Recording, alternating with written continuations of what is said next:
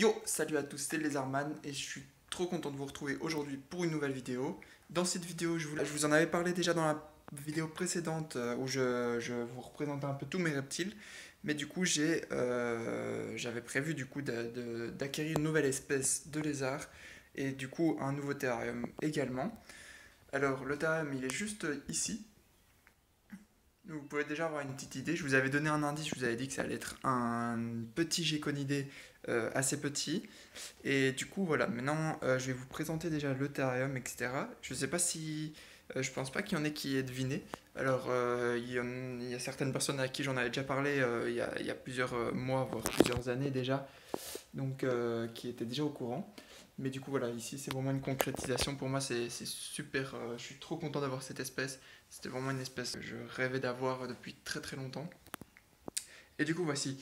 Alors, je vous avais parlé aussi du terrarium, etc. Malheureusement, j'avais commandé les nouveaux terrariums Exoterra Frogs Co.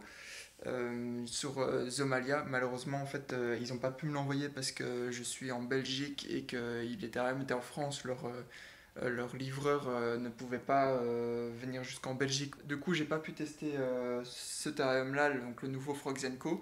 Malheureusement. Du coup, j'ai retrouvé juste un terrarium parce que ce que j'aimais beaucoup chez les Frogs Co, c'était qu'il n'y avait qu'une seule vitre frontale. Et comparé aux Exoterra où il y a deux vitres du coup qui s'ouvrent au milieu. Du coup ici j'ai trouvé du coup un petit terrarium Reptiso avec une seule vitre. Alors après il n'y a pas tous les avantages au niveau de l'humidité, etc. C'est une grande grille aussi au-dessus. Donc l'humidité part beaucoup plus facilement, etc. Donc j'aurais vraiment bien aimé tester le terrarium Exoterra. Malheureusement voilà ça n'a pas été possible. Mais bon pour le moment celui-ci convient très bien et j'en suis très content. Et du coup, je vais vous présenter un peu le terrarium et puis je vais vous montrer du coup l'espèce aussi, hein. C'est un Ligodactylus williamsi. Donc c'est un petit géconidé qui vient de Tanzanie et qui a un territoire très très très restreint en Tanzanie, dans une petite forêt.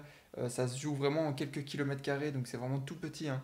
Et, euh, et c'est un petit gecko tout bleu qui est magnifique, un gecko bleu électrique. Donc je vais vous montrer ça tout de suite. Je vais vous montrer le terrarium et ensuite on va parler un peu du petit gecko. Donc je vous retourne la caméra comme ça je peux vous prendre et vous montrer ça tout.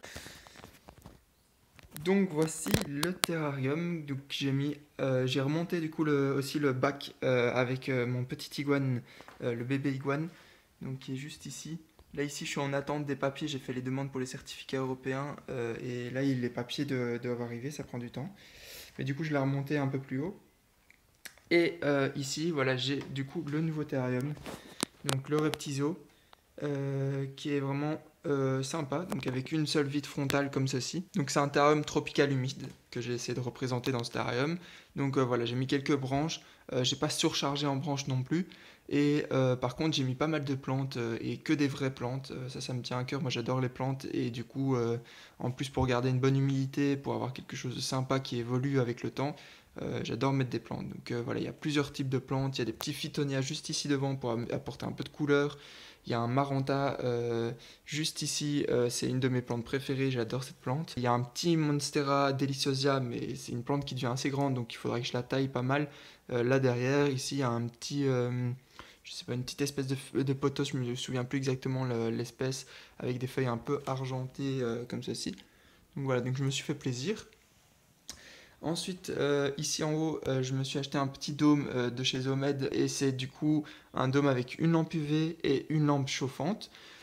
Ici, moi j'ai mis vraiment une lampe UV, une Reptiso aussi de chez Zomed et j'ai mis une 10.0. Ça va être plus une lampe UV dédiée, conseillée pour tout ce qui va être les animaux un peu plus désertiques.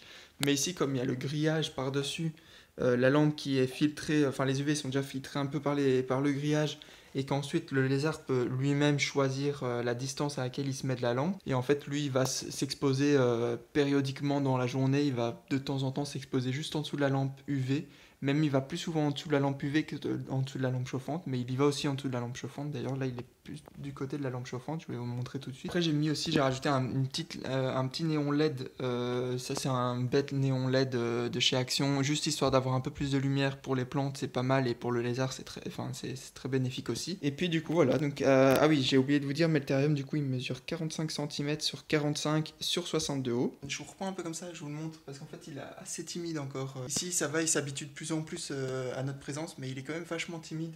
Au début, les premiers jours, quand on l'a eu, il allait vraiment se cacher dès qu'on passait devant le terrarium. Maintenant, il accepte un peu plus notre présence, etc. Mais il est toujours assez timide. Donc ici, comme je suis rentré avec le téléphone dans le terrarium, il a été se mettre derrière sa branche. Donc on le voit pas très bien. C'est un peu ennuyant. Après, j'ai fait quelques photos que je vous passerai et je vais essayer de faire des petits plans de films de temps en temps quand je passe devant. Comme ça, je pourrais vous illustrer quand même un peu plus. Parce que c'est vraiment un magnifique lézard superbe. Et ce serait bête que vous puissiez pas en profiter. Donc voilà. Donc moi je suis super content de ce petit terrarium tropical comme ça.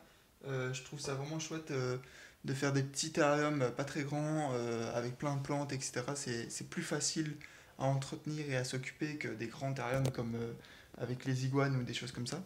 Surtout avec des animaux comme les iguanes qui mangent les plantes. Du coup, ici, c'est vraiment chouette à regarder, c'est chouette à observer. En plus, ce petit gecko, il va manger la petite compote des drosophiles. C'est très différent de ce que j'ai déjà pu élever pour le moment comme espèce. Et c'est vraiment cool à observer. Quand le petit il mange sa compote avec sa petite langue toute rouge, c'est vraiment chouette. Et du coup, voilà.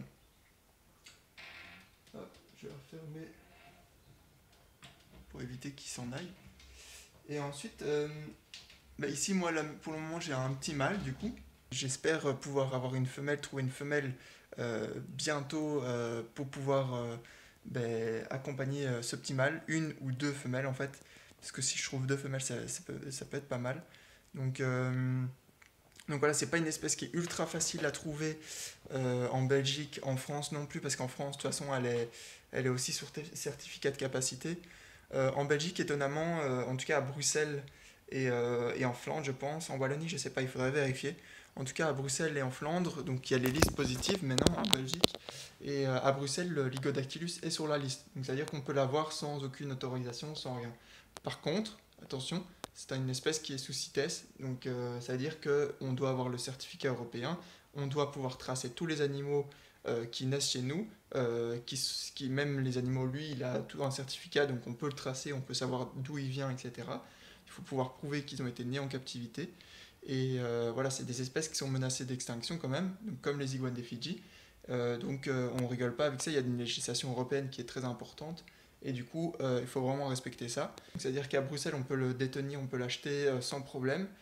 Ça, c'est la législation de Bruxelles. Et il y a quand même pas mal de démarches à faire, même à Bruxelles où il est libre de détention. Mais c'est assez cool du coup que je puisse l'avoir comme ceci. Donc moi, quand ils ont sorti la liste positive, honnêtement, je pensais vraiment qu'il n'allait pas figurer dessus et ça m'ennuyait parce que j'avais pas eu l'occasion de l'élever avant. Et finalement, il est quand même dessus. Donc moi, ça veut dire que je peux le permettre de l'élever. Il faut faire le suivi CITES et ça, j'ai déjà l'habitude avec mes iguanes des Fidji. Et du coup, voilà, c'est plutôt cool. Et c'est vraiment une superbe espèce à observer. Je me suis pas mal renseigné en lisant des articles scientifiques sur leur milieu naturel, en regardant des vidéos sur l'élevage, etc. Donc si vous voulez, je peux vous faire une petite fiche d'élevage, mais je me disais aujourd'hui, là, ça fait que quelques semaines que je l'ai.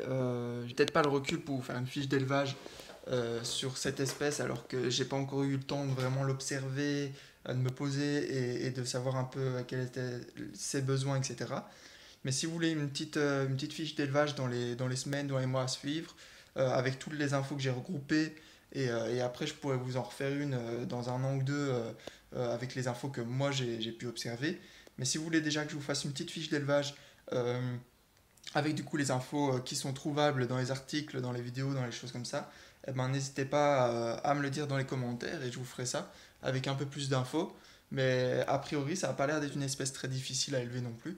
Et du coup, c'est vraiment chouette, c'est une super espèce. Moi, je suis trop content, vraiment, c'était un gros rêve et que j'ai enfin pu réaliser, donc c'est trop bien. Et puis maintenant là, j'attends plus que trouver une femelle qui grandisse à leur aise, et puis après de pouvoir faire de leur pro de cette espèce, c'est trop bien quoi.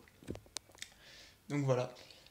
Eh ben, c'était une petite vidéo assez courte, mais moi je suis content de vous l'avoir faite.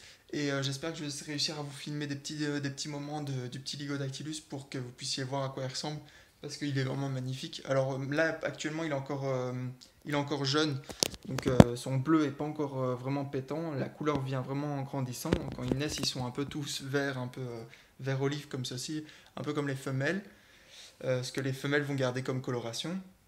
Et les mâles ensuite vont développer leur couleur bleue par la suite avec le ventre vraiment jaune-orange, magnifique. Et du coup ici il va se développer petit à petit. C'est pour ça aussi qu'il faut une bonne source d'UV, une bonne alimentation pour leur permettre d'avoir vraiment une couleur qui se développe bien. Et du coup voilà, moi je vais attendre qu'il grandisse. Je vais essayer de lui trouver une femelle ou deux. Et ensuite je vous tiens au courant dans les vidéos. Et voilà, je suis trop content. Donc voilà, j'espère que c'est une espèce qui vous plaît aussi, que le terrarium vous plaît aussi. Moi, je me suis éclaté à le faire. Ah oui, d'ailleurs, il faut que je rajoute encore des petites feuilles mortes, des petits cloportes, etc. N'hésitez pas à me dire ce que vous en pensez dans les commentaires. Et puis moi, je vous ferai des vidéos pour vous tenir au courant de son évolution, de l'évolution du terrarium, etc. Et voilà, moi, je vous dis du coup à la prochaine. À plus dans le bus. C'était les Arman. Ciao, ciao. Et bye.